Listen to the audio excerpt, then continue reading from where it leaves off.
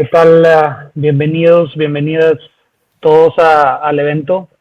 Gracias a los tempraneros por estar aquí. Gracias al doctor Mariano García de Palau por acompañarnos, Moni. Para los que están aquí, los poquitos que están aquí, yo creo que vamos a empezar en unos 5 minutos. En el Inter, pues vamos a estar aquí rompiendo el hielo.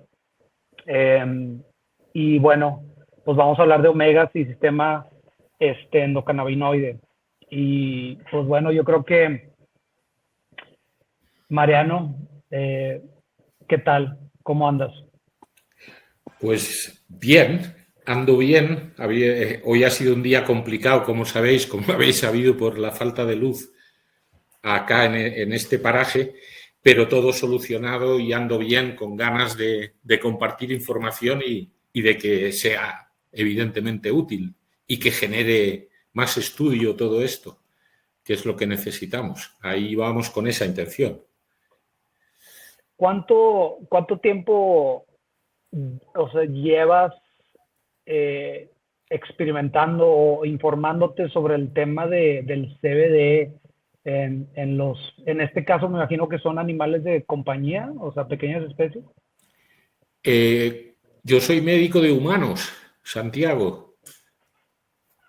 Soy médico de mamíferos humanos, no soy médico, no soy veterinario. De Va a hecho, es estar curioso. interesante. Yo quería ser veterinario, pero claro, te hablo de hace muchos años, yo ahora tengo 67 años. Hace muchos años, cuando yo tenía 17, quise hacer veterinaria, pero en Barcelona no había facultad de veterinaria en aquellos años y me tenía que desplazar a otra ciudad. Y eso me hizo escoger medicina. Fijaros la historia, así de claro. Esa fue la historia. Pero ¿qué pasa? Que siempre he vivido con animales. Bueno, aunque siempre se vive con animales, evidentemente, unos y otros, y me apasiona el mundo botánico, que para mí es la cúspide de la pirámide, yo creo, y luego el mundo animal. Nosotros los últimos. Me apasiona el mundo animal en general, leo mucho y me gusta mucho, y luego lo de medicina fue por eso, realmente. Lo que más se parecía a ser veterinario era ser médico, según pensé en aquel momento. Y me decidí por medicina, que sí tenía facultad en Barcelona. Sí. Qué interesante. Qué padre. Claro, los veterinarios, ¿qué me dicen a mí acá en Colombia? Que siguiéndome se animaron a empezar. Y es verdad, yo empecé con algún veterinario a trabajar, con un veterinario colombiano acá, el profe Builes, y estuvimos trabajando juntos. Incluso con THC, ya desde el principio con animales. Se tenía un poco callado el tema porque había miedo. Yo iba con el culo así cuando hice mi primera prescripción de THC, por ejemplo, en un niño, evidentemente. Os hablo de hace, pues, 15 años. Entonces, veterinaria ha ido viendo qué pasaba con humanos, pero ahora nos han adelantado por la derecha, coño, a un ritmo impresionante, porque ya existe la confianza de trabajar con la planta completa, hay que decirlo, evidentemente, y con los terpenos habrá que empezar a trabajar también específicos, porque es una vuelta de tuerca importante, yo creo, en humanos lo ha sido, y ostras, contentísimo pero muy contento de poder compartir con veterinarios, porque creo que ahora nosotros estamos aprendiendo de ustedes. En este momento, los de humanos estamos atentos a lo que se hace en veterinaria. Y hay veterinaria, ostras, muy avanzada en algunos lugares. Acá están apretando muy fuerte con veterinaria regenerativa, con veterinaria integrativa, aplicando este cambio de paradigma a los animales, y creo que el cannabis entra muy bien por ahí. Y es una planta que nos viene a enseñar cosas como esta, un cambio de paradigma en no tener miedo a utilizar muchas moléculas a la vez, que van a diferentes sitios. No pasa nada, nos han mentido con la manera de trabajar que nos han enseñado en la facultad. Yo me he tenido que desprender de casi todo. Es así de claro. Yo he trabajado de cirujano, he estado metido en la medicina convencional, pero tuve una crisis profesional de ver que la cirugía funcionaba muy bien, pero luego los pacientes requieren otra cosa, hay que hablar de prevención, pero de verdad, hay que hablar de alimentación, hay que hablar de hábitos de vida, hay que hablar de microbioma como primer estrato que tenemos que cuidar para que todo lo demás vaya mejor.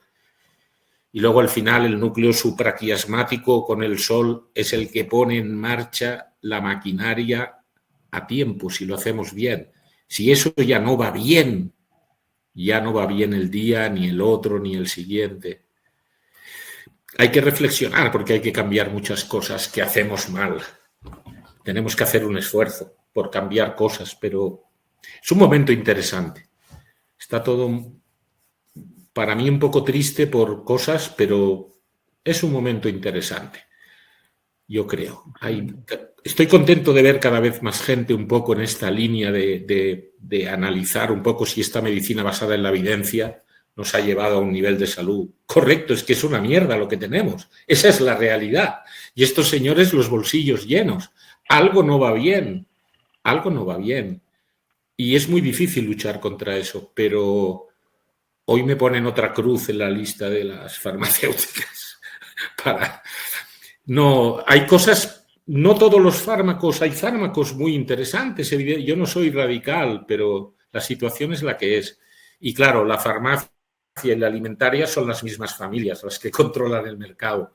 Y entonces el círculo está montado, alimentación y salud. Una pregunta. Entonces, por ejemplo, en cuestión de similitud, ¿no?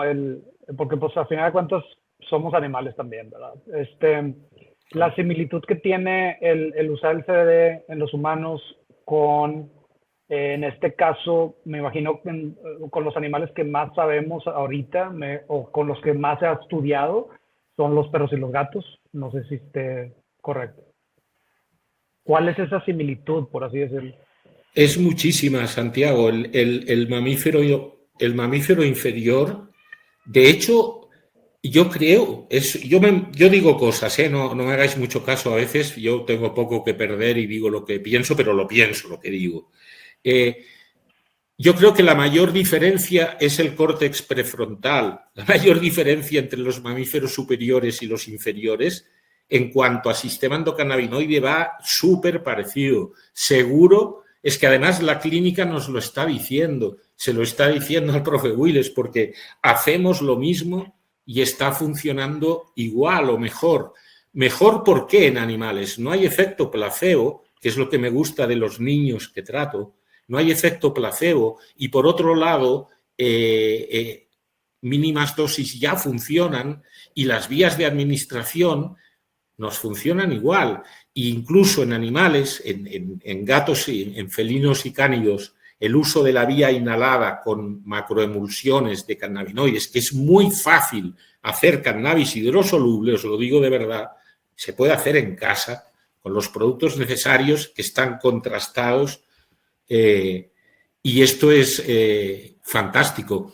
¿Por qué? Porque no hay ningún prejuicio. El animal, tú lo pones en la cámara, le metes el nebulizador y cuando acaba su dosis, ahí lo tienes. El cánido sale moviendo el rabo otra vez, sale contento, saltando un poco, porque le duele la pata todavía, pero está muchísimo mejor. Es fantástico ver esto.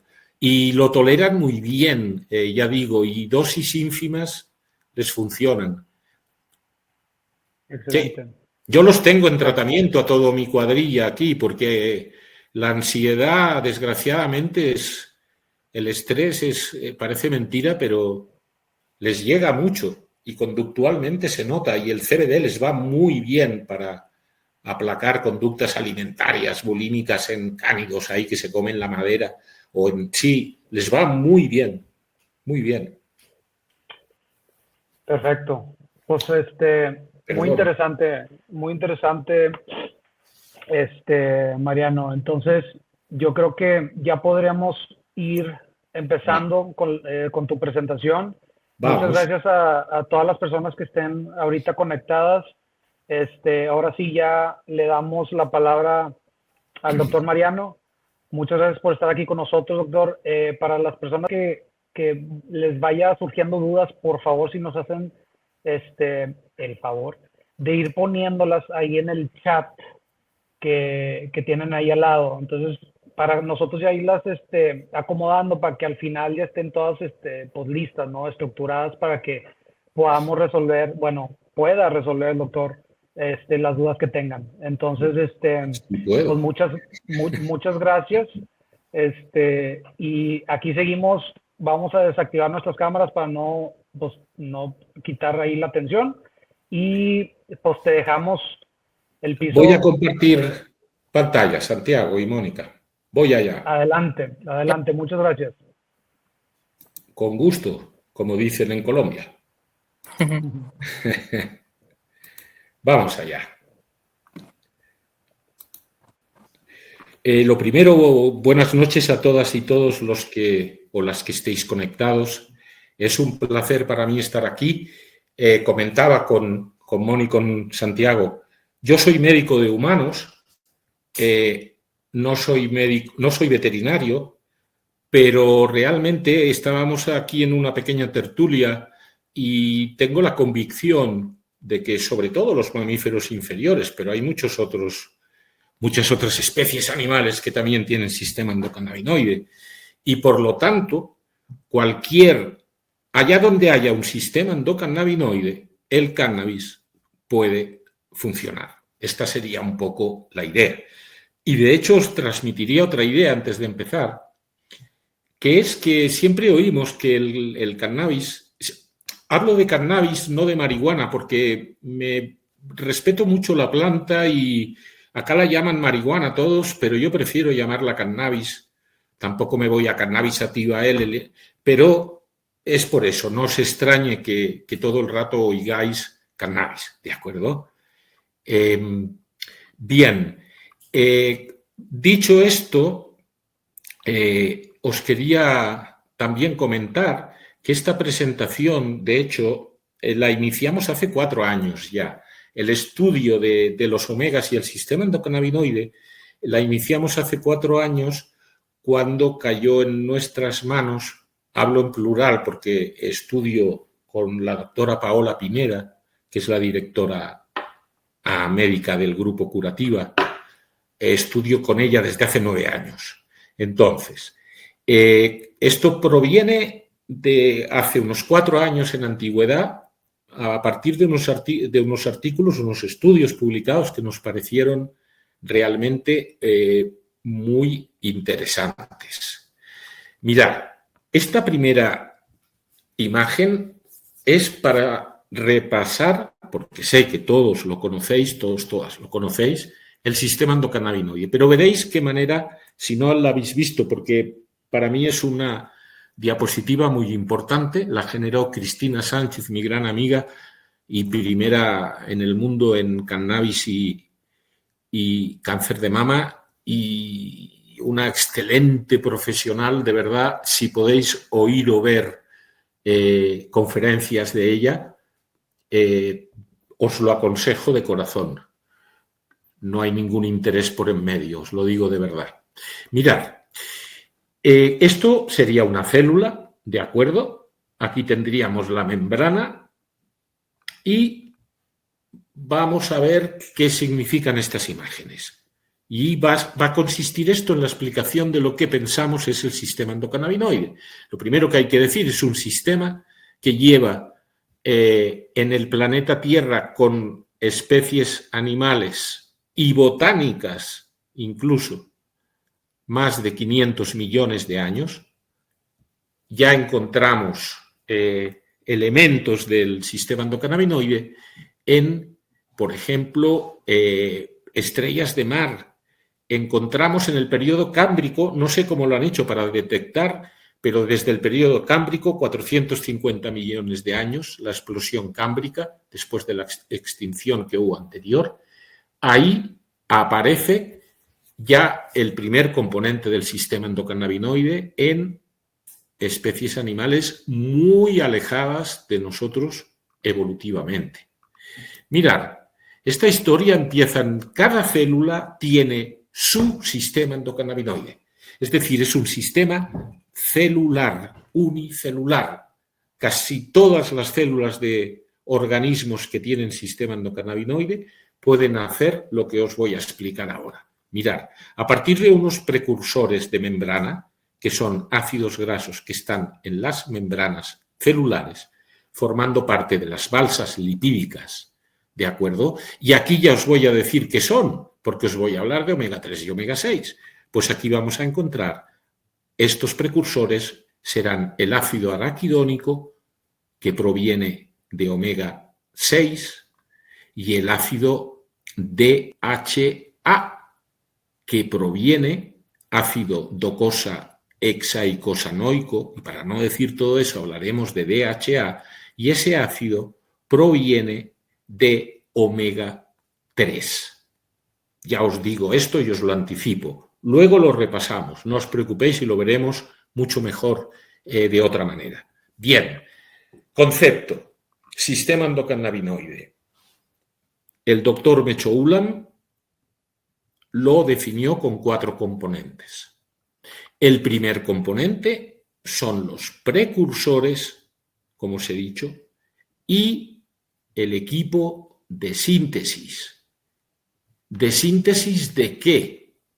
De síntesis de endocannabinoides. Y esos endocannabinoides son, por un lado, la anandamida y el 2-araquidonilglicerol, que seguro que habéis oído y que todos conocéis, y por otro lado, otra serie de endocannabinoides que se han descrito, pues como os digo, hace unos 4 años.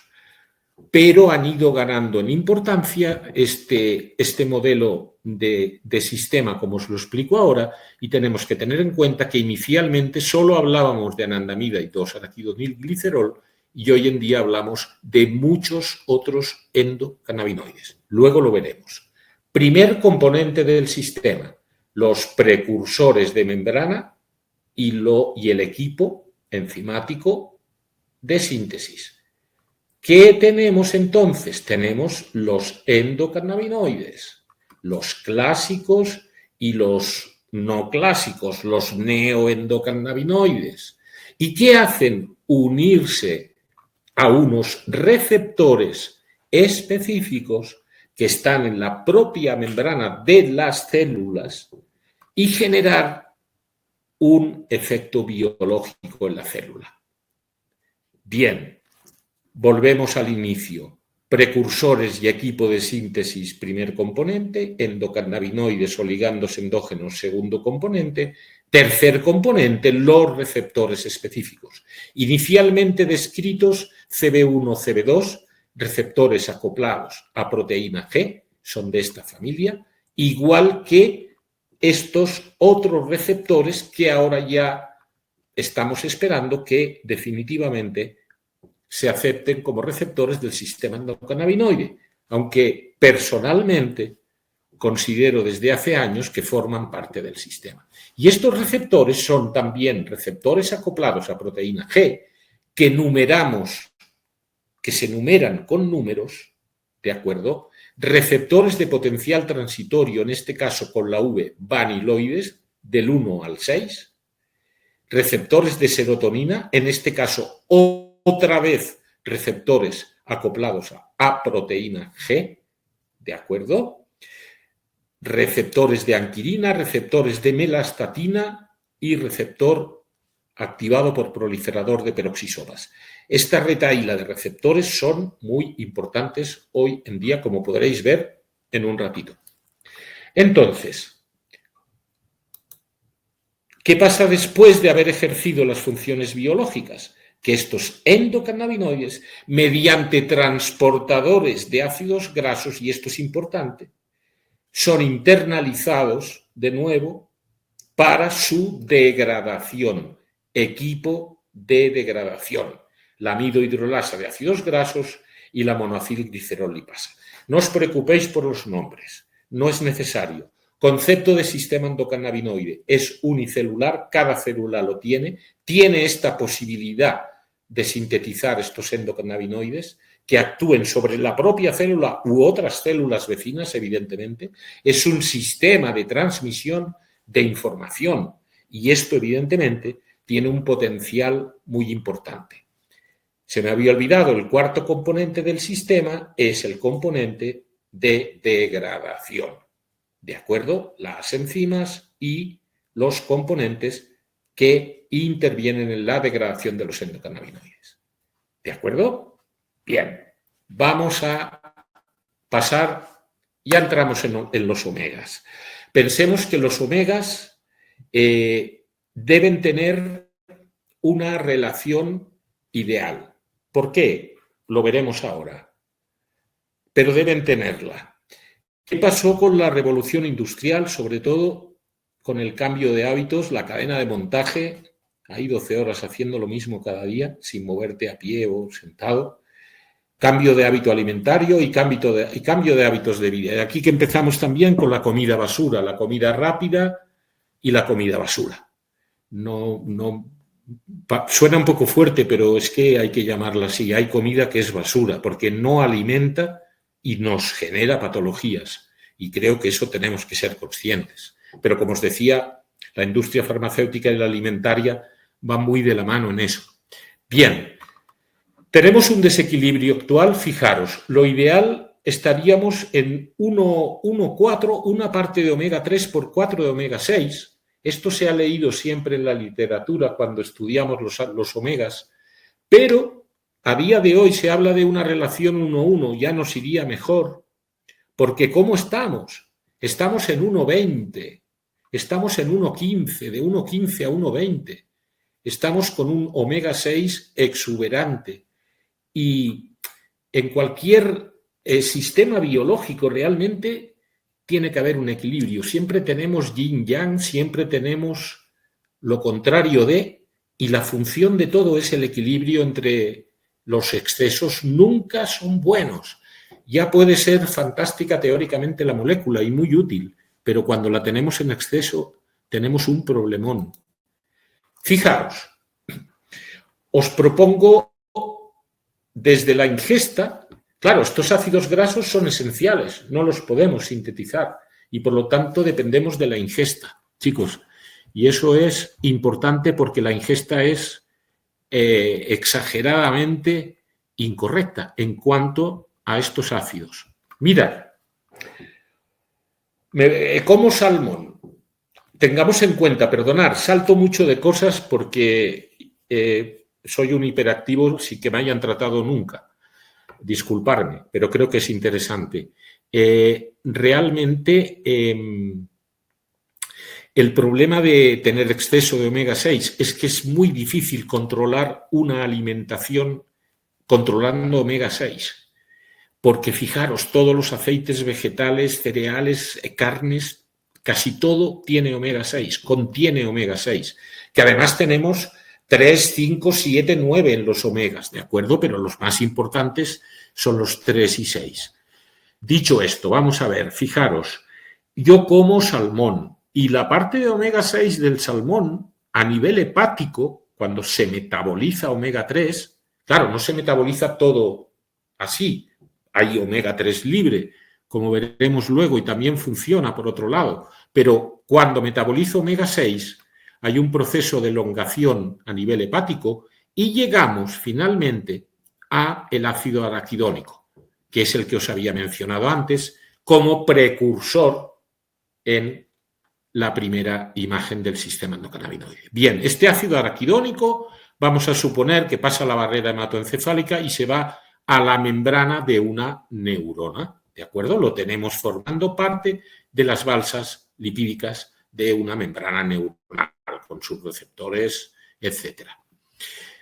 Cuando es necesario que entre al citoplasma de la neurona, ¿para qué? Ahora lo veremos, por un fenómeno, con acetilcoenzima A hay una pequeña reacción de esterificación, disculpar, no me salía, y el ácido araquidónico ya es útil. ¿Para qué? Pues fijaros, ¿de qué es precursor el ácido araquidónico? Es precursor de los endocannabinoides clásicos, los que se descubrieron al principio, la anandamida, el 2-araquidonilglicerol. Hay más, pero nunca están en los estudios. Yo los tenéis aquí, los podréis ver y apuntar, pero realmente los dos primeros son los más importantes, ¿de acuerdo? La anandamida, araquidoniletanolamida y el 2-araquidonilglicerol. Provienen del ácido araquidónico. Pero también el ácido araquidónico, por diferentes vías, ciclooxigenasa, lipoxigenasa o citocromo P450, genera toda la familia de eicosanoides. ¿Os suena? Tromboxanos, prostaglandinas, leucotrienos. ¿Qué tenemos ahí? La familia proinflamatoria.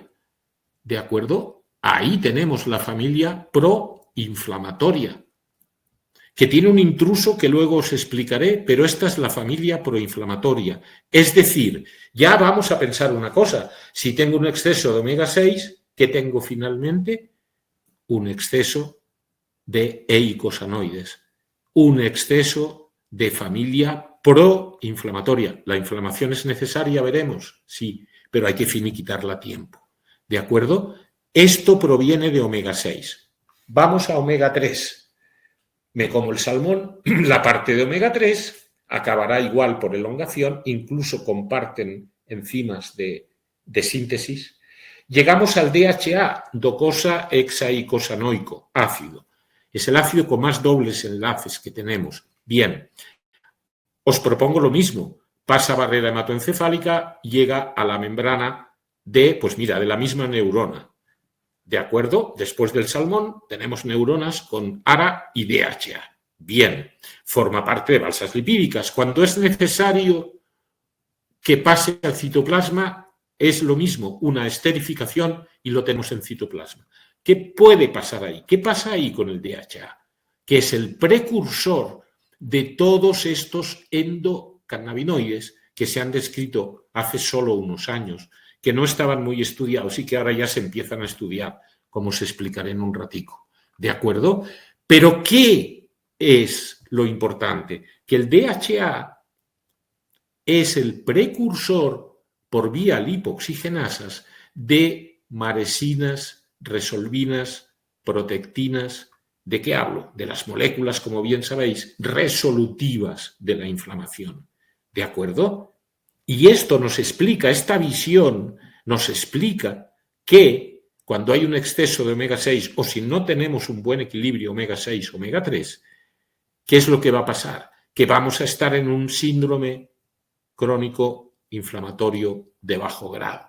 ¿Por qué? Porque la familia proinflamatoria es demasiado numerosa y está activada continuamente cuando no debería estarlo. ¿De acuerdo? Esta es la idea que os quiero transmitir. Es por eso que tenemos que intentar equilibrar esto. Mirad, la vida media del ácido araquidónico es de 5 meses aquí. El DHA dura 2 años, está útil. ¿De acuerdo? Hay 18 miligramos de requerimiento más o menos diario de ácido araquidónico y 4 de DHA. Y de aquí sale el cálculo de la relación 1,4-1,5. La cantidad de estos ácidos grasos ingeridos en la dieta tiene enorme impacto en la biodisponibilidad. Estamos en 1,20, como os decía antes, y esto ya tiene impacto conocido sobre Parkinson, Alzheimer, depresión, esquizofrenia y en el nivel de otros endocannabinoides, que os lo intentaré explicar dentro de un ratico. La composición de estos ácidos grasos en las membranas cerebrales se determina predominantemente durante los primeros meses y durante la gestación de la mami. Cuando la mami está embarazada ya tiene que estar suplementando con omega 3. ¿Qué hacemos? Ya os lo he explicado. Aconsejamos suplementar con omega 3, no omega 6. Y hemos intentado pensar una dieta sin omega 6 y es prácticamente imposible que sea una dieta factible, ¿vale? Mirad, en general los ácidos grasos omega 3 y el omega 3, como os decía antes, puede funcionar sin ser DHA o sin ser ARA. El ácido omega 3 funciona por sí solo y actúa, fijaros, ácidos grasos libres. Hay trabajos que ya nos dicen que pueden activar estos receptores. Son receptores GPR acoplados a proteína G. Chicos, todos estos, que siempre que veáis GPR, es lo mismo, acoplado a proteína G. Ya saben que los de cadena corta, que no serían estos, serían agonistas de estos dos. Dejémoslo ahí. Y los de cadena media para estos. Bien, los de cadena larga, ¿qué pasa con ellos? Pues mirad, el receptor a través del cual actúa omega 3, el ácido linolénico, es el receptor GPR 120. Es un receptor acoplado a proteína G. Nos dan un dato de beta-arrestina que no os voy a explicar nada porque esto realmente es muy complicado, hasta para mí, y no vale la pena. Mirad, omega 3, si yo hago una dieta rica en omega 3, reduzco macrófagos inflamatorios en tejido adiposo. Por la activación del GPR 120 mejoro la captación de glucosa en esta línea de adipocitos. Disminuyo el gen proinflamatorio M1. Ahora veremos de qué va esto. Y aumenta la expresión del gen antiinflamatorio M2 en tejido adiposo. Los ácidos grasos DHA y EPA, no os he hablado del EPA. El EPA viene un poquito antes que el DHA, proviene de omega 3, disculparme. Es el eicosa pentanoico ácido y es también importante porque es precursor por sí solo de otras moléculas, de otros endocannabinoides. ¿De acuerdo? Y es una molécula un poquito menos pesada que el DHA, es una molécula más pequeñita. Es precursor, de hecho, de DHA. EPA se convierte, parte de EPA en DHA. ¿De acuerdo? Os dejo ahí esos datos respecto a omega 3. Mirad, en el proceso inflamatorio, y voy a ir ya un poquito más ligero porque hay cosas muy complejas, pero realmente lo que me gustaría es que tuviéramos conceptos claros. Yo creo que eso es lo más interesante. Mirad, en el proceso inflamatorio evidentemente intervienen muchos tipos celulares. Son importantes los macrófagos, los neutrófilos. Hay un fenómeno que se llama eferocitosis, que lo encontraréis a lo mejor por ahí, que consiste en que en primera línea el neutrófilo fagocita ya toxinas, fagocita detritus, fagocita bacterias y a su vez el macrófago fagocita al neutrófilo después. Y ese fenómeno de fagocitación del macrófago por el neutrófilo se llama eferocitosis. Os lo señalo un poquito aquí. Bien, aquí ya vemos una cosa que he nombrado antes, que es M1, M2, son formas de macrófagos o de células gliales que os voy a explicar ahora. Bien, durante el proceso inflamatorio iniciamos la inflamación, intervienen, como os decía, neutrófilos principalmente. Hay una siguiente fase de transición en la cual ya los macrófagos, hay macrófagos proinflamatorios que siguen haciendo su trabajo y macrófagos ya resolutivos, como os explicaré ahora, que hacen el suyo. ¿Para qué? Para que finalmente lleguemos a una fase de resolución en la que el sistema linfático interviene, hay linfocitos también que intervienen y a través de las resolvinas, que os las señalo con el ratón, lleguemos a finiquitar del todo este proceso inflamatorio que realmente es necesario. ¿De acuerdo? Muy por encima. Vamos a seguir con esto. Y mirar, aquí os explico un poco este tema de los macrófagos, cómo funciona. Aquí hablo de microglía, por ejemplo, pero podríamos hablar de un macrófago. ¿De acuerdo? Igual, los macrófagos en sistema nervioso central son la microglía, nuestro sistema inmunitario, como todos sabéis. Entonces, fijaros, una microglía se supone que en reposo.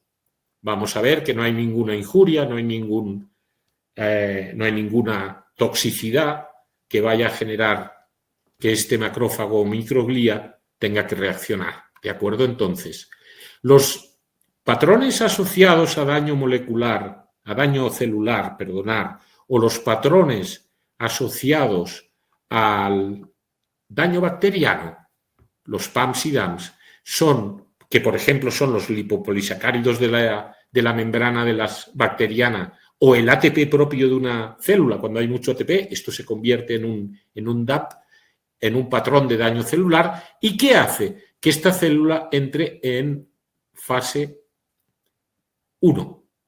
Y cuando hablamos de M1, hablamos de proinflamatoria. ¿Qué hace este macrófago? ¿Qué hace esta microglía? Secreta interleuquinas proinflamatorias, como la 1, como la 6, factor de necrosis tumoral, radicales libres, óxido nitroso, tenemos de todo ahí. Esto está generando inflamación, este macrófago o microglía. ¿Qué hace nuestro sistema endocannabinoide? O mirar, antes que el sistema, vamos a presuponer que todo va bien y que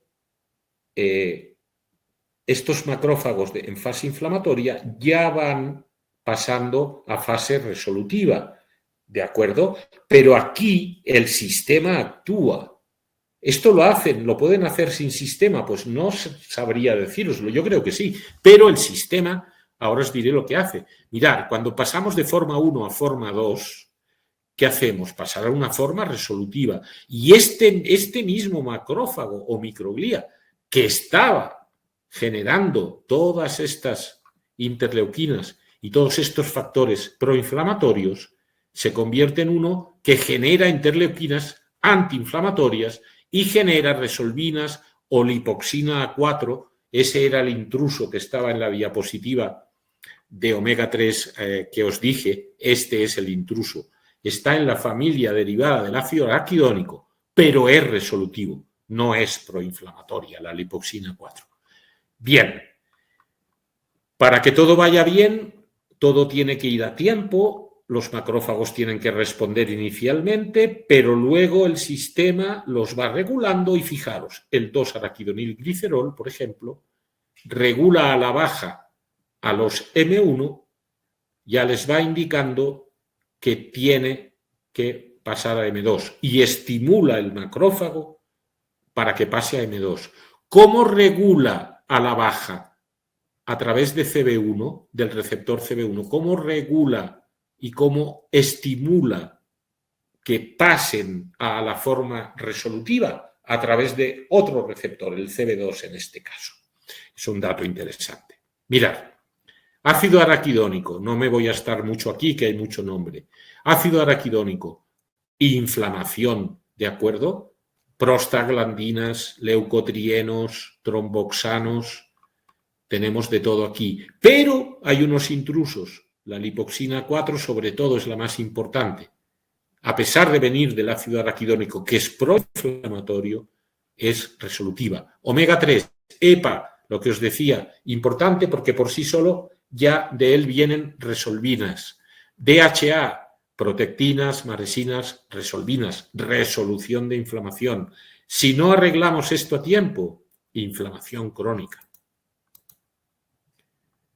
Mirad, aquí simplemente tenemos resolvinas y maresinas de las cuales ya se sabe exactamente qué funciones ejercen, como por ejemplo aumentar la fagocitosis, mejorar la cicatrización en los tejidos.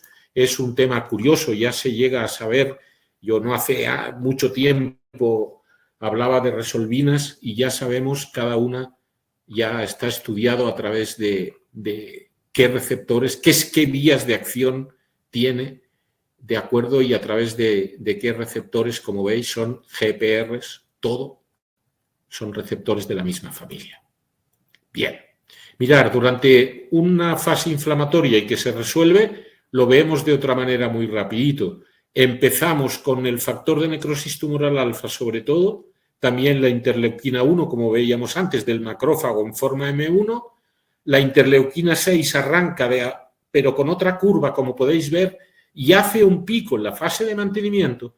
Esta es la interleuquina proinflamatoria que hace el pico en la fase de mantenimiento, y luego ya, fijaros que las resolutivas ya están durante la fase inflamatoria. Es lo que os decía antes. Es un equilibrio que va primero muy proinflamatorio, pero va pasando poco a proresolutivo y finalmente acaba resolviendo. Pero resolvinas hay siempre, y interleuquinas proinflamatorias también hay siempre algo de ello, ¿de acuerdo? Nunca hay cero de algo. En cuanto a esto,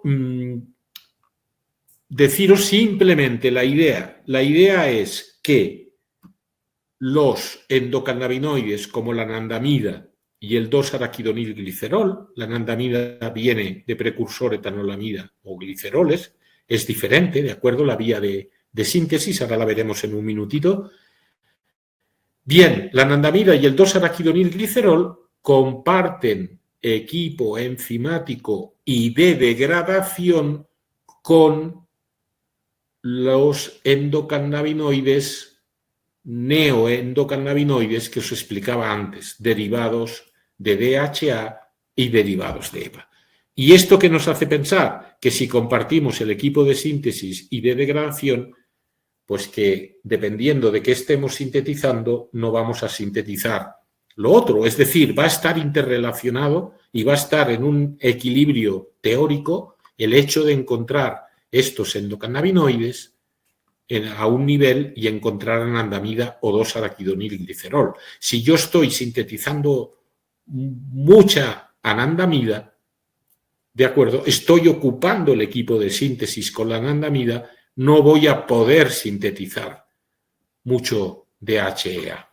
Esta es un poco la historia que os quiero transmitir y después intentaré también explicar un poco más. Mirad, la síntesis de endocannabinoides, del 2-araquidonilglicerol o de la anandamida en este caso, la síntesis es mucho más compleja, requiere de muchos más componentes que la degradación. Mirarle el dibujín, que este es más sencillo, ¿de acuerdo? Entonces, la síntesis requiere de más componentes. Es más difícil sintetizarlos que degradarlos. Y esto explica que sus niveles en los tejidos sean etéreos. Es decir, ejercen su función, se generan a demanda, ejercen su función y son degradados rápidamente. Lo que os decía antes, entre omega 3 y omega 6 tiene que haber un equilibrio. Y aquí tenemos en medio a nuestro querido sistema endocannabinoide, más o menos. ¿Qué pasa? Omega 3, ¿qué hace? Potenciar la síntesis de estos endocannabinoides no clásicos de los que os hablaba, ¿de acuerdo? ¿Pero qué hace? Inhibe la síntesis al mismo tiempo de 2-araquidonilglicerol y anandamida. ¿Por qué? Porque comparten el equipo de síntesis, incluso el de degradación. Si yo estoy sintetizando esto, tengo el equipo ocupado para sintetizar los otros endocannabinoides, ¿de acuerdo? Omega 3 es un potenciador del sistema endocannabinoide, como hemos visto antes, en cuanto a las ventajas que tiene una dieta rica en omega 3. En cuanto a receptores, acordaros de lo que decíamos, ¿vale? ¿Qué hace omega 6? Pues mirad, omega 6, de él provienen 2-AG y anandamida. ¿Qué pasa? Lo mismo a la inversa. Si yo estoy generando mucha anandamida, voy a generar muy poca DHEA, por ejemplo, ¿de acuerdo? Actúa omega 6 negativamente sobre la plasticidad del sistema endocannabinoide finalmente, porque es omega 3 el que nos genera esa plasticidad a nivel de receptores incluso. Entonces, el exceso de omega 6 incluso es negativo directamente para el sistema endocannabinoide.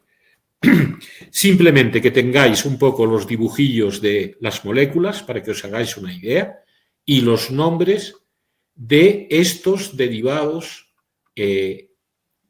nuevos que hace, como os digo, un tiempo que se han descrito y ya se han empezado a estudiar. Y esto suena bien, mirar, aquí aparece dopamina, serotonina. Son moléculas asociadas a dopamina y serotonina. Mirad, DHEA es el primer endocannabinoide de estos nuevos que se ha empezado a estudiar. Ya se le puso nombre, se le llamó sinaptamida. ¿Por qué? Tiene un papel muy importante a nivel de crecimiento celular y diferenciación durante el desarrollo. Esto pasa también con el receptor GPR55 a nivel embrionario. Es un receptor, pero también tiene esta particularidad. Entonces, muy importante para el desarrollo cerebral.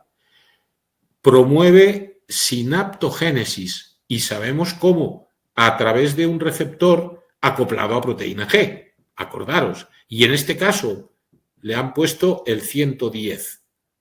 Bien, la señalización a través de este receptor es un mecanismo esencial para la neurogénesis y la sinaptogénesis activas y vital para el desarrollo de la función cerebral. Esta es una molécula muy importante, chicos. Va a ir llegando mucha más información de esto.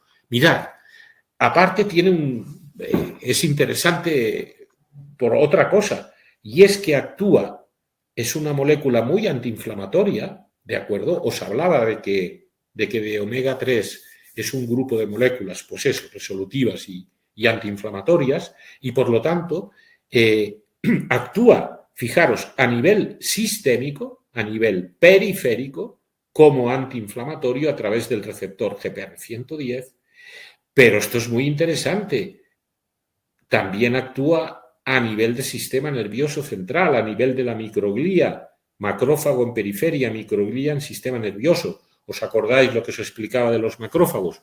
Aquí lo tenéis. Esta misma molécula pasa barrera hematoencefálica bien y actúa a nivel del sistema nervioso central. La han estudiado en diferentes contextos, pero el tiempo va corriendo y yo os propondría que, como este PowerPoint va a ser accesible para quien lo quiera, toda esta información la podéis leer. ¿Por qué está esta información aquí? Simplemente para poder explicaros en el contexto inflamatorio que esta molécula funciona, como os decía antes. Aquí están los datos concretos de cómo funciona, pero me parece que lo que es importante que sepamos es que funciona, ¿de acuerdo? Aquí, en cáncer, en el contexto oncológico, se ha estudiado en algún grupo de células de cáncer de próstata, sensibles a andrógeno o insensibles a andrógeno. Son tipos celulares de cáncer de próstata, evidentemente, pero también ha funcionado y nos han dado una pista muy interesante. En cáncer de mama, por ejemplo, también ha funcionado. Los efectos antiproliferativos iban a través de activación del receptor PPAR-gamma.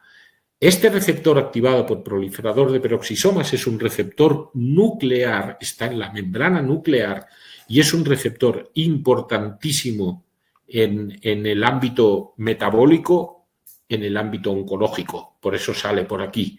Es un receptor implicado directamente en la transcripción genética a nivel nuclear. Bien. Vamos a ver más. Mirad, en la sinaptamida es muy interesante.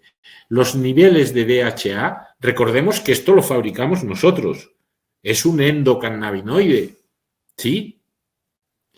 Aumentan en suero después del ejercicio. El tratamiento exógeno con DHA en el tejido muscular aumenta la absorción de glucosa y la expresión de receptores CB1, CB2 y NAPE-PLD, precursora de anandamida. Entonces, es una enzima, perdonad, no lo había leído y está aquí escrito. Pues bien, es esto. Entonces, los tratamientos con omega 3 deben deben contener, evidentemente, DHA y EPA, como todos sabéis. No vamos a complementar con omega 6, vamos a complementar con DHA y con EPA a los pacientes. Y aquí yo no lo sé exacto, yo no soy veterinario, pero yo creo que a nivel animal, cuando llegó el pienso empezaron problemas. Cuando se les cambió la alimentación, ha habido también un cambio de paradigma con los animales. Ahora yo creo que están cada vez en menos espacio, es decir, estamos generando patologías sobre los bichillos y nuestra mala gestión de estrés, evidentemente que ellos la notan, unos más que otros. Ya digo, no soy veterinario, pero con mis animales por lo menos pues lo tengo bastante claro todo esto. Entonces, yo pienso que para algunos gatos perros puede ser interesante, tanto en cuanto podamos detectar que están en un ámbito inflamatorio por algunas patologías. No sé, me parece que podría ser así, ¿de acuerdo? En dolor, por ejemplo, sabemos que una dieta de alto contenido 3-6 puede ser analgésica, un tanto analgésica, por ejemplo, para las migrañas y el dolor de cabeza. ¿De acuerdo? Pero finalmente, con lo que os he explicado, tenemos claro, chicos, tenemos que ir a que omega 6 no aumente más y ir aumentando omega 3 con la intención de compensar esa familia proinflamatoria que tenemos activada continuamente. ¿De acuerdo? Y ahí en estas diapos pues podéis leer todos esos datos que os estoy más o menos explicando, pero que son datos muy concretos. Tenéis las referencias al final. La dieta con DHA, pues aumentan receptores CB1 y CB2 en músculos, absorción de glucosa favorecida y además interesante que sea a nivel muscular y no adiposo. Muy interesante. Por otro lado, vamos a aprovechar esta imagen para hablar de la microbioma de nuestros animales. Yo realmente no tengo idea de la microbioma de un cánido o un felino, evidentemente es diferente a la nuestra porque no existe la variabilidad, la riqueza en diferentes cosas, me imagino, y esto debe ser quizá un problema. Cuando andábamos todos sueltos por ahí buscando nuestro alimento y ellos detrás nuestro, teníamos probablemente la microbioma más potente que hemos tenido. Y así se demuestra cuando se analizan en algunos grupos tribales aún. Bien, suplementar también puede, suplementar con omega 3 también puede podemos modular el estado de ánimo. Hay trabajos, ahora os pasaré las referencias, que hablan de esto. Es decir, omega 3, omega 6 a mí personalmente me parecen importantes. Son ácidos grasos esenciales, dependemos de la alimentación. La alimentación es un problema.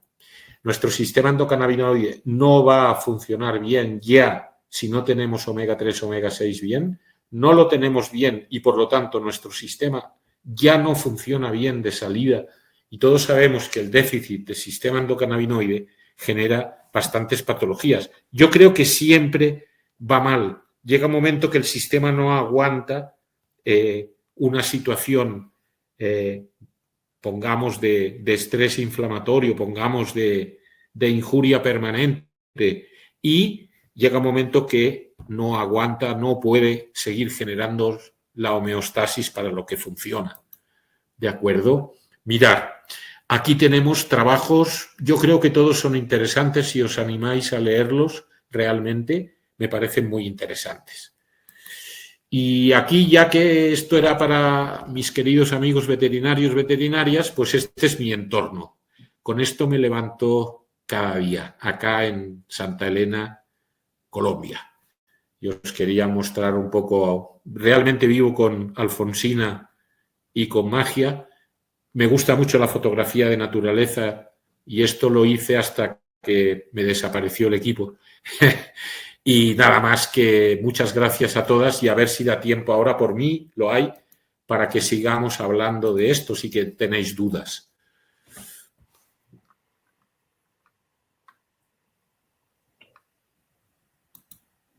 ¿Qué tal, Mariano? Bien, no sé cómo ha ido, se me ha oído bien, ¿sí? Estuvo muy bien. Sí te escuchabas muy bien y la presentación se estuvo viendo todo el tiempo. No sé si ahorita me puedas ver. Sí, Perfecto. sí, Excelente. sí, yo Pues estoy mira, ahí. excelente. Pues ah, ¿A mí me veis, sí, Santiago? ya, sí, ya te vemos, ya nos estás compartiendo la presentación. ¿Y qué te parece si vamos con la primera pregunta, de hecho, de Omar Silva? Y también comentarles antes de que el archivo de esta presentación que dio el doctor Mariano está adjuntada a este chat. Entonces, si le quieren echar un vistazo, pueden bajar el documento. El doctor obviamente nos dio la oportunidad de que, pues, o sea, le gusta compartir toda la información. Entonces, para quien tal vez sí llegó tarde o que quiera ver más a fondo, ¿no? Toda la plática que acaba de dar el doctor, puede bajar el archivo. Este, Igual, mientras vayamos, mientras vaya respondiendo las preguntas, pueden ir ya aprovechando a poner sus dudas ahí en el chat para que pueda ir contestándolas el doctor. Entonces empezamos con Omar Silva y él pregunta, y en general para temas de inflamación y analgesia, en cuanto a eficacia, ¿es más eficaz el THC o el CBD? Omar, un abrazo grande desde acá. Yo siempre, ya os voy a decir cosas, yo con humanos siempre utilizo DHC y CBD. Siempre. ¿Qué puede variar? La ratio y la dosis, pero siempre, nunca uso CBD aislado. Si, a ver, si puedo. Es que esto va en cuanto a la complejidad de poder acceder también a los productos, Omar. Porque, por ejemplo, yo en España, como lo tenía todo prohibido, pues lo tenía todo. Ya que estaba todo prohibido, pues vamos a por todo. Es una manera de ver las cosas por el otro lado. Entonces, entiendo que hay muchos productos en el mercado que se basan en CBD aislado, de pureza farmacéutica, a partir de un 98.7, por ahí ya se puede, en aceite. Yo eso, en principio, ¿por qué no lo uso nunca? Porque las moléculas aisladas son menos eficaces que las moléculas acompañadas. Así de claro. Esto lo hemos visto siempre, y no solo por otros cannabinoides, sino por terpenos. Y es más, podemos cambiar fijaros, 10 miligramos de THC y los voy a administrar a un paciente, o te los doy, Santiago, con un 1.2 de mirceno y un 0.8 de linalol. En 20 minutos estás dormido, ¿vale? 10 miligramos de THC, pero te los doy con 1.4 de terpinoleno y luego detrás te pongo betacariofileno. No, te pongo eucaliptol. Y estarás poniendo música o tocando la Ibáñez con tu Ampli Marshall pequeñito. Esa es la idea. El quimiotipo terpénico es el que al final define el resultado que nos puede ofrecer la planta en cuanto a efectos. ¿Vale? Esto también va muy ligado al uso adulto y al efecto psicotropo, evidentemente. Pero para mí, por lo menos, con la línea de gente que trabajamos juntos, los aislados, en todo caso, utilizaríamos algo de CBD para completar un full spectrum, que no nos llegara a una concentración determinada. Pero siempre, siempre trabajamos con full spectrum. Y full spectrum es esto, chicos. De este color, esto es un extracto de planta completa. ¿Qué pasa? Esto está analizado. Sabemos que hay aquí dentro. Todo lo que hay, no. Todo lo que hay, no. En una planta pueden haber 1.200 moléculas, según dice Lumirjanos últimamente. Entonces, pero, volviendo al tema, CBD full spectrum.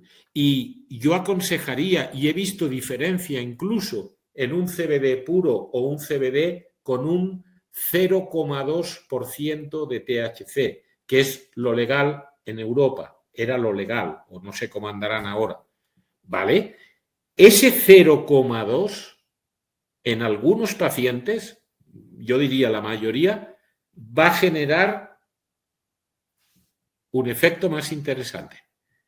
Va a potenciar el efecto que queremos. Pensemos que el THC a dosis bajas es ansiolítico, no es ansiogénico. Estamos acostumbrados siempre a pensar en esto. Aquí hay mucho THC en un canuto, ¿vale? Aquí hay mucho THC aquí dentro. Y esto genera esos efectos que todos conocemos. Pero si controlamos la dosis, controlamos la ratio, una parte de THC y 5 de CBD, por ejemplo, en muy pocos pacientes va a generar efecto psicotropo, por ejemplo. En muy pocos. Me sabe mal hablaros de pacientes, pero yo creo que se puede extrapolar a lo que a veces veis, porque habéis visto algún cánido un poco trabado, como dicen acá, o colocado con el high, se ve alguna... También mucha somnolencia, creo que es lo que vemos. También se ve con THC en humanos como efecto adverso, la somnolencia. Y normalmente, si el THC se disparó, primero viene un efecto psicotropo potente y luego viene un sueño maravilloso. Que el paciente te dice, hijo puta, vaya momento he pasado, pero hostia, qué sueño más bueno, no me dolía nada, he podido descansar 8 horas. Así es la vida. Entonces, mi consejo realmente es trabajar con productos full spectrum, que vengan de la totalidad de la planta, que tengan flavonoides, que tengan los lignanos, que tengan los estilbenos. Es que hay tantas cosas en la planta que sin darnos cuenta las estamos usando también. Nosotros con estos extractos, Santiago, que os he enseñado, ya veis el color y son densos. Ya os digo, aquí está controlada la cantidad, aquí hay un 43% de CBD. Con 2 gotas das la clase maravillosamente. Entonces, yo aconsejo productos full spectrum. Esa sería mi respuesta. Otra cuestión, no tengo full spectrum, tengo el otro CBD, ¿qué hago? ¿Lo uso? Claro, claro que sí, porque también funciona, pero menos. Perfecto, perfecto. Y de hecho, ahorita, con respecto a la pregunta de Omar, el aislado y el full spectrum, por ejemplo, en México, si mal no estoy, es el límite, creo que están en el 0.5 aprox. Hay un producto Hempet que se maneja con el 0.3, 0,3. Ya va. Y el aislado, pues es digamos, 100% de CBD, ¿verdad? Entonces, yo tengo una pregunta con respecto a eso. El 1%, dice Omar Silva, que es como lo legal aquí en No, México. pues Gracias, Omar. Entonces, ahora, a mí me ha tocado escuchar de muchos doctores, oye, que le tienen miedo al THC. Le tienen miedo, aunque sea el 0.3, que les decimos, está por debajo, ¿verdad? Está o sea, en un punto seguro. Entonces, ¿cuánto le administro? Es recomendable, por ejemplo, me ha tocado que dicen, oye, ¿sabes qué? Un viaje largo le doy. ¿Es recomendable dárselo por primera vez en su vida el mismo día que va a viajar, o es recomendarse dárselo antes, una semana antes, para ver cómo reacciona?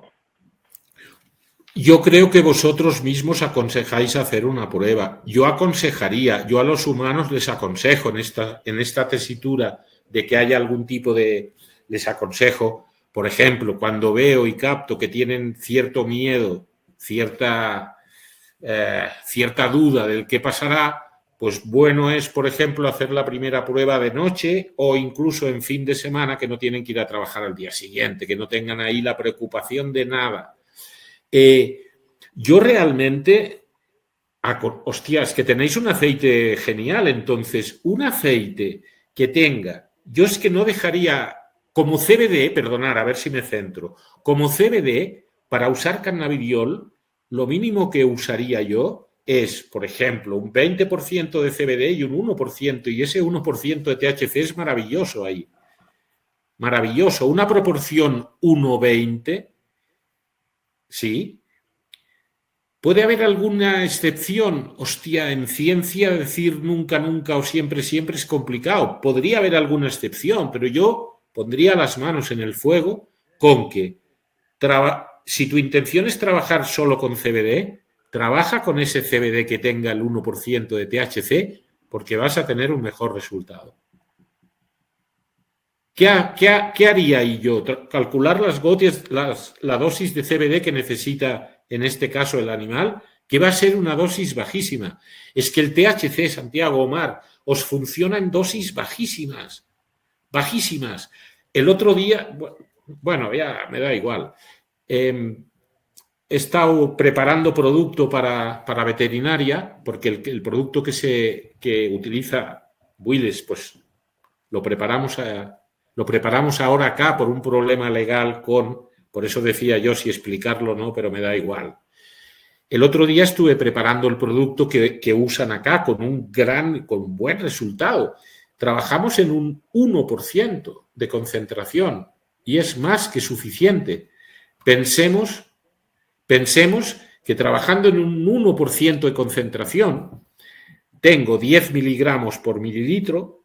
Si ese mililitro tiene 20 gotas, la gota de precisión, que sería 0,05 mililitros por gota, 0,1 sería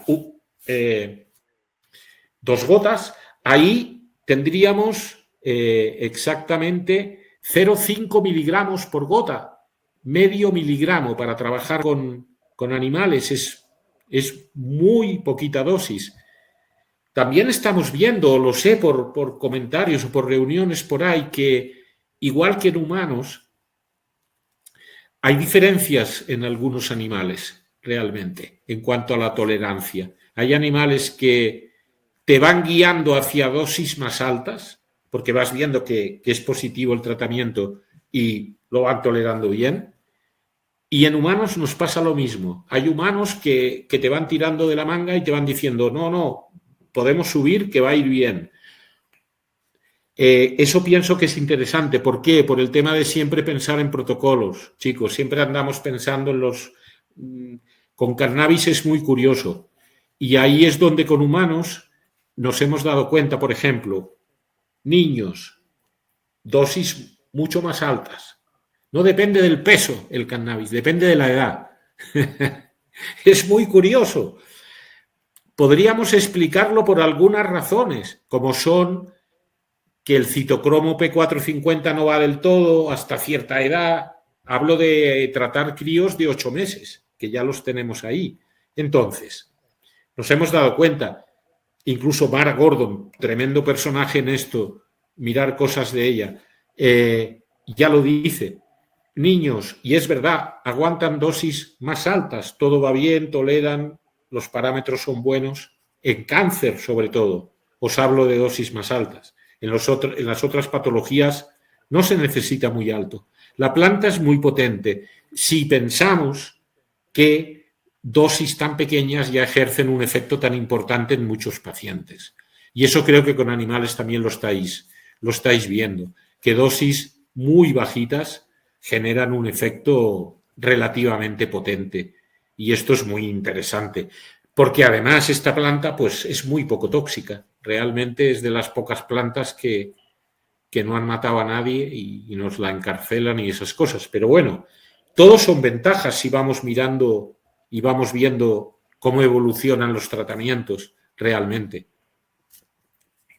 Oye, Mariano, y por ejemplo, va escalando las dosis, ¿no? Lo mínimo recomendado, tal vez y conforme ahorita mencionaste algo muy interesante con la edad es cuando cambia la dosis. Entonces, en el caso de, no sé, por peso, en el caso de perros, gatos, ¿cómo sé yo que le está funcionando o no? O sea, ¿en cuánto tiempo se va a notar? ¿Tengo que estar observándolo? O sea, tal vez si no observo nada, tal vez sí tenga que subirle la dosis. O sea, ¿cómo me doy cuenta que está funcionando o no?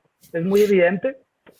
Sí, yo creo que iríamos por ahí. Yo creo que es por ahí cuando os decía que el conocimiento, o no lo haya acabado de decir, yo trato de conocer bastante al paciente que tengo enfrente. Hago un ejercicio interesante, creo, de empatía, trabajo totalmente horizontal, o sea, pues como me veis, pues aquí estamos.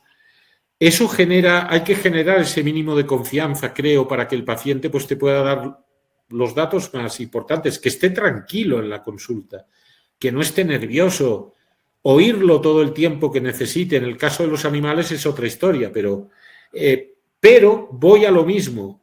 Cuanto más conoces a tu paciente, más sabes que necesita. Y más te das cuenta, en ese sentido, vas observando. Yo creo que con los animales, pues va a ser un poco igual. El animal que tiene un problema de una artritis en una pata, si la cosa le funciona, va a ir deambulando más, va a ir marchando más, va a incrementar el ejercicio, el correr, el no correr, el quedarse un animal que no se levante ni para comer, conseguir que vaya a comer. Vamos viendo. Yo no hace mucho he tenido un perrito, una perrita aquí en la comunidad donde vivo. Era una perrita terminal realmente por un cáncer, pero coño, los 2 meses y medio que se tiró aquí, es que era una perrita que había que alimentarla. Caminaba por el jardín, se alimentaba sola, a pesar de que se quedó ciega. Y quiero deciros, 2 meses más de vida, pero con una calidad de vida aceptable para una perra que no se movía. Era triste verla pero esa perra volvió a luchar un poco y a caminar y a ponerse al sol. Y eso fue bonito verlo. Lástima no poder otra cosa, pero bueno. Yo creo en veterinaria oncológica que vale la pena desde todos los puntos de vista, porque desde el humano hay pacientes que se lo pasan solo con cannabis, chicos, y no se lo pasan tan mal, porque hicieron un primer ciclo de quimio sin nada, el segundo ya lo hicieron con cannabis y ya decían, hostia, esto es otra cosa. Entonces, yo creo que a nivel animal, sí o sí, el cannabis, desde el momento del diagnóstico, y esto es importante porque para nosotros ha sido un problema, porque nunca nos vienen a ver en esa condición. El cannabis es la puerta que se toca o se tocaba última. Y no es lo mismo tratar a un paciente el primer día que diagnostican, no digo que lo vayamos a salvar a cambio, pero realmente tenemos que entrar en ver otra cosa, que el cannabis sea un recurso de primera línea. No hay que esperar a que fallen otros fármacos. Vamos a por cannabis, porque ya lo estamos viendo en veterinaria igual. Cuando en Betcan, en Pereira, no habían efectos secundarios importantes, no había ningún relato de algún evento, ni mucho menos vital, ni algún problema, no. Yo creo que si lo sabemos hacer bien, en veterinaria también, va a ser mucho mejor que en humanos, porque el humano puede ser muy idiota, en el sentido de generarse toda una historia alrededor de esto que impide incluso que un tratamiento le pueda funcionar. Yo lo he visto. Y es muy triste. Y de hecho ahorita comentaste sobre ese caso de esa perrita que fueron 2 años que le dio, literal, regresó a la vida. ¿Qué importancia tiene el usar el CBD con pacientes ya geriátricos? O sea, en cuestión de pacientes que tal vez sí tienen problemas hepáticos, o sea, o problemas de cualquier otro órgano, y cuál es el Eso es impacto que tiene. importante. Muy buena pregunta. No me hubiera salido. Buena pregunta, Santiago. Del CBD se comenta que es hepatotóxico. Sí, en humanos nos lo dicen. Bien, mienten como bellacos. Vamos a ver. El cannabidiol, la fama de hepatotoxicidad viene de humanos seguro, Santiago, porque fue ya hace 4 años cuando se detectó la primera interacción con clobazam y a partir de ahí se empezó a ver el lado oscuro, por decir de alguna manera, empezaron a ver cosas que Todo era bueno y de pronto surgió esto. Bien. Por un lado, el cannabidiol lo tenemos como inhibidor del citocromo P450 en humanos, subunidades 3A4, 3A1 ahora, 2C y 2C19. Eso implica bastantes cosas. Yo, que llevo un montón de años trabajando con esto, no he visto el menor problema.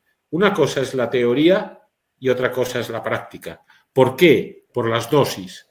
¿Cuándo ha generado hepatotoxicidad el CBD y se ha publicado? Cuando se ha usado junto con ácido valproico en pacientes con epilepsia refractaria. Y el hijo de puta del valproato ya es conflictivo y es hepatotóxico.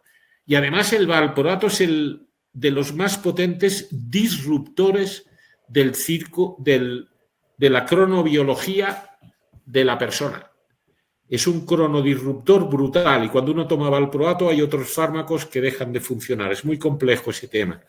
Pero yo diría eso, el cannabidiol a dosis bajas no es hepatotóxico. Evidentemente la toxicidad de un fármaco va a depender, entre otras cosas, de la dosis, de la cantidad que administremos, que es como cuando también, ahora que se me ha ocurrido, os voy a decir una cosa.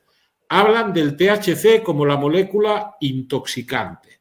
En muchos artículos, el THC intoxicante. Vamos a ver, señores. Consideremos intoxicación a la dosis o a cuando una molécula nos empieza a generar efectos adversos. ¿Estamos de acuerdo? Si no hay efectos adversos, no hay toxicidad. ¿Estaríamos de acuerdo hasta ahí? Pues yo estoy bajo los efectos del THC, llevo años bajo el efecto y últimamente un poco menos porque estoy mejor, pero ¿estoy intoxicado? Yo creo que no. Cualquier molécula puede ser tóxica, señores. Es que este discurso me parece ya tan cutre de salida que te hablen del THC como la molécula intoxicante. ¿Perdón? No. Hijo mío, intoxicante puede ser cualquier molécula. Dame agua destilada y te mato a una persona en 3 días con agua. Es decir, el THC es la molécula más importante desde el punto de vista terapéutico que nos ofrece la planta. La que nos ofrece más dinero es el CBD. Esa nos ofrece más dinero, hablemos claro. Pero la más importante es el THC. El miedo a usar una sustancia psicotropa no lo tenemos con los opiáceos. ¿No? Están permitidos, autorizados, todo el mundo los usa. Se murió mi paciente en la UBI porque le tuve que subir porque había dolor, pero no pasa nada. Está autorizado. El cannabis no ha matado nunca a nadie, pero no está autorizado. Entonces, también es responsabilidad del médico ver qué usa y qué quiere usar, porque es muy fácil usar ciertas cosas. Y en el tema de opio y cannabis está más que claro. Es decir, aquí tenemos el ejemplo absoluto, porque vamos, eso fue la campaña más brutal, la familia Checker esta con los opiáceos en Estados Unidos, eso fue increíble lo que sucedió. Entonces, seamos sensatos, usemos una planta de cannabis, estudiémosla porque veremos que nunca ha matado a nadie una intoxicación por THC.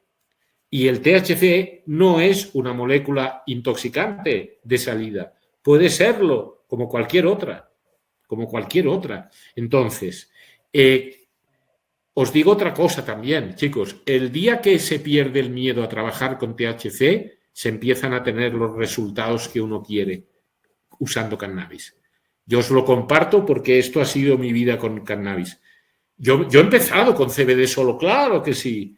Claro que sí, en 2014 empezamos con las epilepsias después del caso de Charlotte Figi, pero fijaros que aquel aceite originalmente, el de los hermanos Stanley, tenía entre un 1 a un 1.7 THC y entre un 17 a un 21 CBD. Es la ratio que os decía antes, que se puede usar siempre como si usaras solo CBD. Con mejores resultados. Excelente. Sí.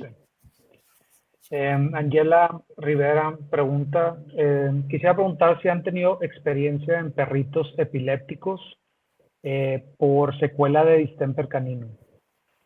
Ostras, ves, aquí me sabe mal el tema de que yo no he tenido esa experiencia. No puedo, Ángela, no te puedo contestar. Si me preguntas algo de humanos, pero en esta pregunta no te puedo aportar nada. Sí te diría que lo primero que hice en Barcelona cuando empecé a trabajar con algún veterinario, a aconsejarle o ver si había alguien dispuesto a probar, empecé a trabajar con perros con epilepsia.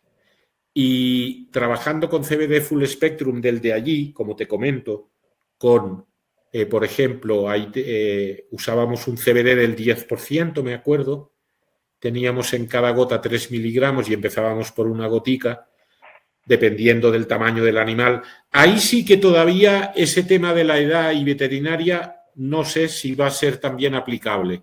Chicos, os lo he comentado en humanos porque es así.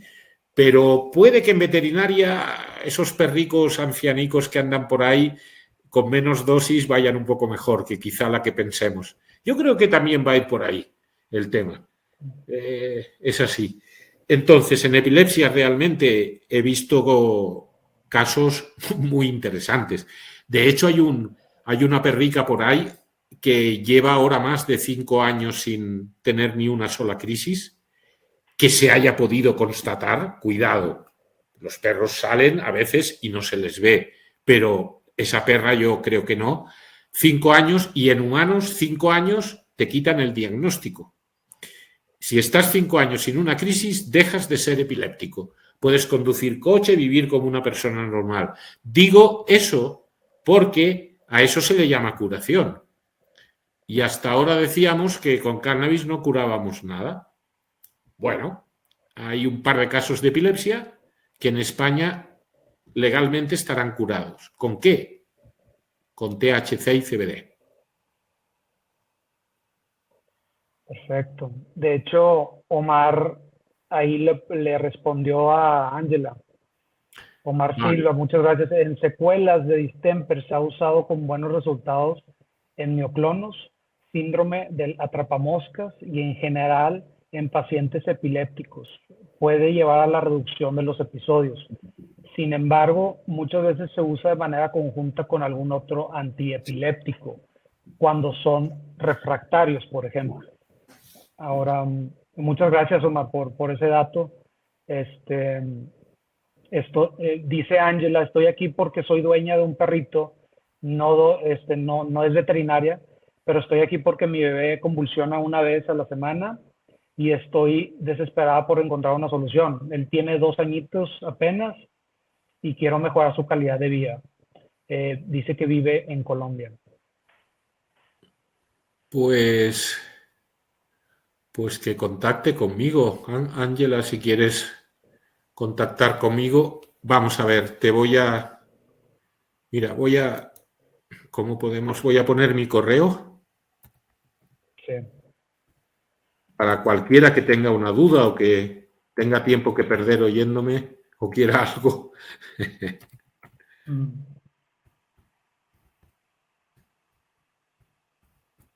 Por aquí el que quiera me puede.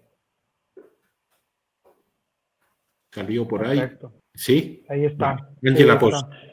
nos ponemos Perfecto. con eso. Sí, claro que sí. Omar, gracias por resolver ese tema. Te lo agradezco porque ahí yo ya realmente no puedo añadir nada. Pero vamos, yo creo que la epilepsia no sé los felinos si llegan a... Desconozco tantas cosas, pero en cánidos realmente lo que os digo, a través de veterinaria en Barcelona tuvimos resultados y estamos a la espera de...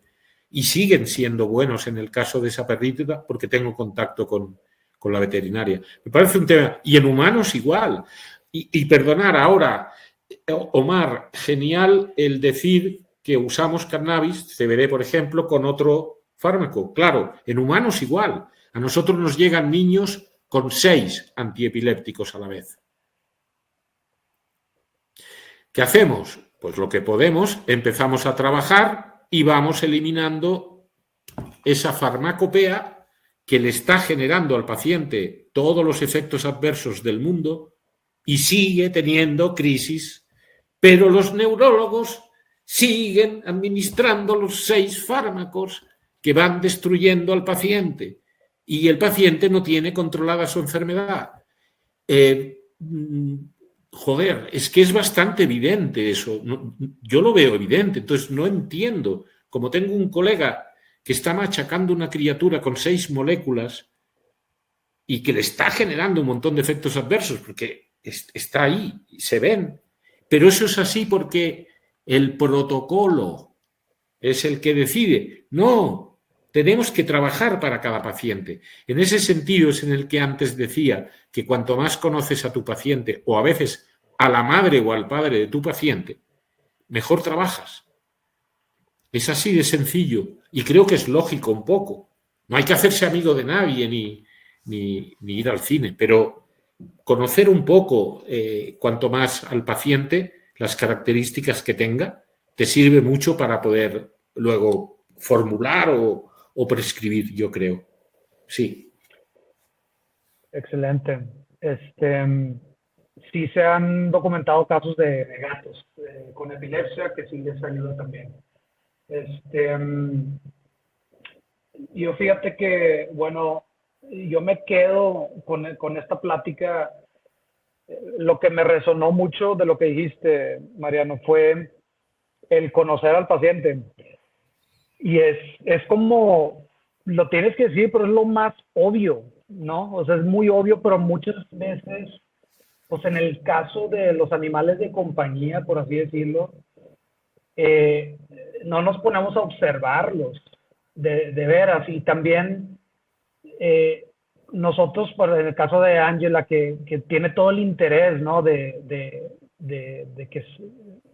que se arregle, ¿no? Lo que tiene, el problema de epilepsia que tiene su perrito, de ponerle atención, observarlos, ver el comportamiento y eso transmitírselo al médico veterinario con el que estés llevando para que el médico, ella o él, les des más información, ¿no? O sea, porque pues ellos necesitan esa información, ellos conocen al paciente también, pero nosotros también como tutores, es muy importante el observarlos y el compartir esa información que pues a final de cuentas le va a servir al médico veterinario para que puedan pues abordar el problema más precisamente, ¿no?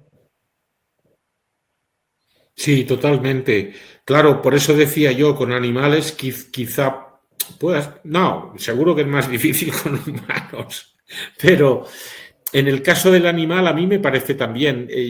Yo ahora me ha pasado un caso curioso, llevo 4 meses acá en Colombia y me ha adoptado una perra. Estoy viviendo con una perra que me ha adoptado ella. Vivía en la casa de al lado, me fue ganando terreno y ahí está tumbada ahí delante durmiendo acá.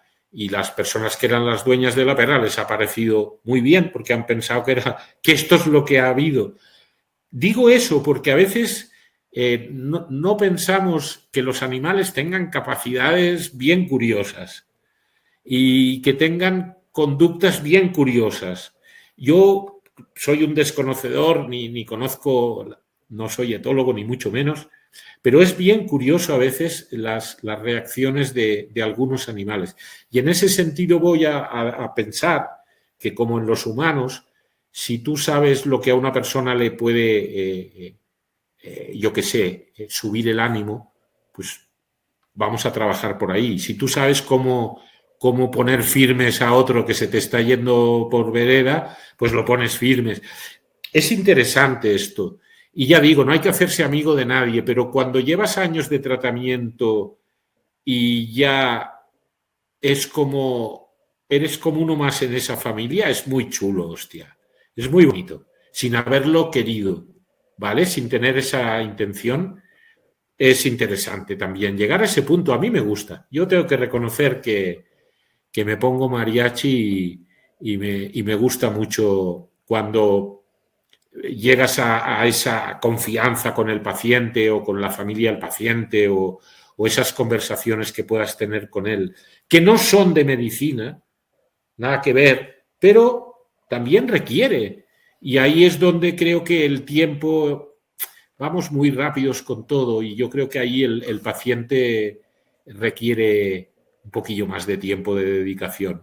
En el acompañamiento de la patología y en las visitas, yo lo tengo y se lo doy y creo que es muy positivo, pero entiendo que sea una medicina utópica, porque eso no se puede extender a todo, pero bueno, intentemos hacer esa buena relación con el animal o esto que dices de observarlo, que el tutor te pueda dar eso o no, yo creo que es fundamental para que puedas interpretar qué hacer, Santiago, sí, creo. Sí, interesante porque también, como dices, o sea, cada individuo es diferente, a uno le puede pegar de tanta manera, a otro, entonces yo pienso que también es el mismo caso con los animales, ¿no? Sí. Entonces, qué mejor que tirarle a eso, ¿no? No tirarle como a generalizar por pesos o por razas o por X o Y, sino ya enfocarte en el individuo, ¿no? Tener ese estudio, ese análisis, este, para ser mucho más eficiente a la hora de querer ayudarlos, ¿no? Sí, sería bonito. Esto que propones es muy ilusionante para mí. Ese tema de ese cambio de paradigma para tratar al paciente. Es que no hay dos que sean iguales. Es que es curioso cómo nos han hecho creer que se pueden utilizar los protocolos. El protocolo lo podemos hacer, lo podemos leer y luego ya cuando lo hemos leído lo tiramos y empezamos a tratar a cada paciente con lo que necesite.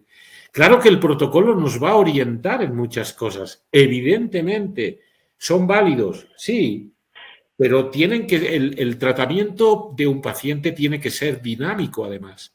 Es decir, el paciente no está igual todos los días, ni todos los meses, ni un paciente crónico durante su vida.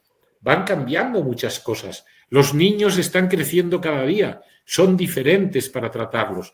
Quizá por eso ese tema metabólico, Santiago, es el que hace que dosis más altas las metabolicen bien, no haya problema. Ese cambio de paradigma, protocolo no, paciente, por favor. El protocolo, pero léetelo, sí, lo leo antes, claro que sí, y me va a ser útil, pero creo que es una gran equivocación. Y toda la farmacopea que tenemos en las farmacias, se me atrevo a decir lo mismo. Es decir, a ver, aquí, de Pedro a José, la dosis de diclofenaco es la misma, hijo, y aquí ya tenemos cambios de peso que ni hablemos de eso, ¿no? Pero ni que fuera por peso. ¿Cómo puede ser que toda la población del mundo vaya con la misma dosis de algo? ¿Cómo puede ser? Yo creo que es un montaje muy... Claro, esto es el montaje fácil y rápido, pero yo creo que cada paciente y que cualquier fármaco debería ser dosificado en un momento del día determinado, siguiendo la cronobiología estudiada de la molécula y de la persona, y con la dosis para cada persona. Yo creo eso. Lo que pasa es que todo va muy diferente a esto. Pero con animales, si hacemos esto, sería maravilloso. Vamos, no esperaba oírlo y me emociona. Que con los animales consigáis hacer eso, sería, vamos, espectacular el trato, a pesar de muchos tutores, ¿vale? Porque ahí también tendríamos que entrar en muchas cosas, ¿no? Pero maravilloso que la medicina veterinaria fuera así también. Y yo creo que usando cannabis, yo me di cuenta de muchas cosas. Aquí no hay magia, de verdad, pero es una planta curiosa, es una planta muy curiosa y que tiene moléculas muy interesantes. Quizá por eso es una competencia importante y hay que decirlo y lo sabemos, la industria farmacéutica no le vamos nada bien, Pero bueno, quizá tocó la época de que no les vaya bien a ellos, llevan muchos años llenando el bolsillo y sin ofrecernos un modelo o un nivel de salud que vayamos todos silbando por la calle, para nada. pues estamos bastante mal en ese tema. Y hay que hacer esa reflexión, aunque sea un poco dura. Si estos señores, hay gente que habrá operado bien, pero hay mucho cabrón metido ahí haciendo pasta a expensas de la salud pública. No para mejorarla, sino a expensas de la salud pública. Y que me perdonen, pero hay cosas buenas, pero las que no, creo que hay que decirlas. Y la gente debería reflexionar y atender un poco a este cambio de cosas, porque va por ellos, además. Esto va por los pacientes. Esto va por los bichillos. Y entonces la intención es esa, es mejorarles la calidad de vida y la condición. Y eso mejora al tutor, y eso mejora a la familia, eso mejora a la sociedad, el pueblo, la comarca, y vamos mejorando un poco todos. Ya me callo. Perfecto, Mariano. Yo creo que es un buen momento para concluir y agradecerte por estar aquí con nosotros, por iluminarnos, y pues muy bien apreciado también a todas las personas que formaban parte aquí de la plática. Recuerden que si les gustó pueden recomendarla, los vamos a poner en redes sociales, van a estar en las redes sociales de Deico y de Maiko. Pueden preguntar por también la presentación de el doctor Mariano, ahí está, ahí se las puse para que la puedan bajar. Si no, se pueden aproximar a las redes sociales. Agradecer también a Deadcutting para darnos esta plataforma y poder hablar de temas muy importantes como estos. Y pues muchas gracias, doctor Mariano. No sé si quieras despedirte con algún mensaje, para que puedas tú ya cerrar la noche. Muchas gracias a todas y todos por el interés. Espero que os haya sido útil la presentación o que os sea útil, por eso os la dejo por ahí, cogerla y mirárosla. ¿Qué decir? Que nos queramos más, que vayamos más tranquilos. Este mundo podría funcionar bien, pero no funciona mucho. Vamos a trabajar los que queráis con cannabis. No tengáis miedo a trabajar con esta planta, que es muy poco tóxica y es una planta muy adaptógena. Fijaros, este renacimiento un poco nos viene en un momento después del COVID, de esta pandemia que nunca fue, porque nunca las cifras dieron para eso.